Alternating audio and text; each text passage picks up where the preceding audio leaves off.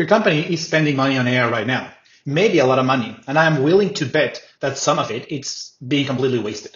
My name is Jesus, and I've spent the last 5 years building software for companies from startups all the way to Fortune 500s. We have built over 400 projects. And in the last 2 years, AI has gone from being a cool experiment to the biggest line item nobody's tracking properly. I'll give you 5 signs that will show if your company is lighting money on fire with AI and what to do about it. This is the most common one, and nobody talks about it. I walk into companies all the time and ask this simple question: what did this tool replace? And I get blank stares. They bought an AI transcription tool, which is fantastic, but they didn't cancel the old one. Or they added like this AI writing assistant, great, but nobody retired the process it was supposed to improve, and process is the keyword here. They bolted an AI chatbot to their website, but their customer support has no idea about it. So the chatbot AI thingy and your people doing customer support have conflicting processes, and who's owning that? AI is not a layer that you add on top. It is a substitution.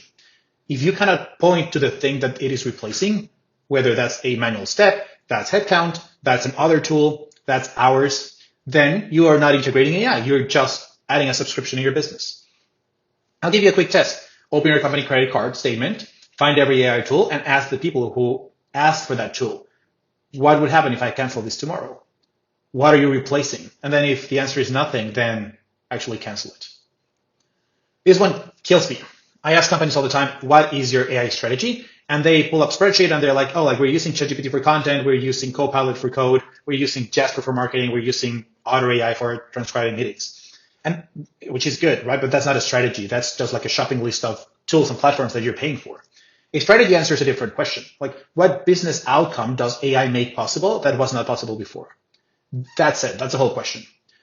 We're going to reduce our proposal turnaround time from 5 days to 1 day using AI because we're using these tools, and that allows us to do it that way. Perfect. That's strategy.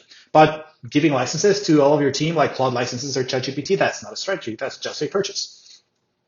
The difference matters because a strategy tells you when you're done. You have like an end goal. A shopping list never ends. You can keep adding tools and keep paying for more stuff. There's always this new tool or this new feature, new demo that you get excited and you pay for without any strategy on the back end. So if your AI strategy is just a list of tools, then think about it. This is the shiny object trap. And honestly, we see it all the time. People come to us wanting to build like an AI first, an AI first CRM, ERP, tool, project, app, etc. They want like a custom AI agent, a fine-tuned model, a proprietary whatever. And when we look at under the hood, when we look at their operations, their data is a mess. The onboarding process for new hires is like 12 steps instead of 4. The sales team is copy and pasting stuff manually from one thing to their CRM and back into the other thing. You don't need a custom AI model. You need someone to fix your spreadsheets. You need a help with your process. And I'm being a little dramatic here, but the point is serious. AI amplifies what's already there. If what you have in your company is chaos, AI gives you faster chaos and more expensive chaos. Adding AI doesn't help. The boring, unsexy move is always, or usually always, the right first move. We will help you audit your workflows, audit your process, find a model bottleneck, and then fix that with the simplest tool. If that is like an off-the-shelf SaaS that you'll pay, $15 a month, fantastic. If we need to build something custom, we will do that. And then on top of that, we will build like the automation layer and then eventually the AI layer. Because companies that skip that first step end up spending 6 figures automating a process that shouldn't exist in the first place. Quick question, who owns your AI budget? If the answer is that it's owned by your IT, by your CIO, CTO, you definitely have a problem. Not because they're bad people, I'm sure they're not. But AI is not an IT project. It's an operations project.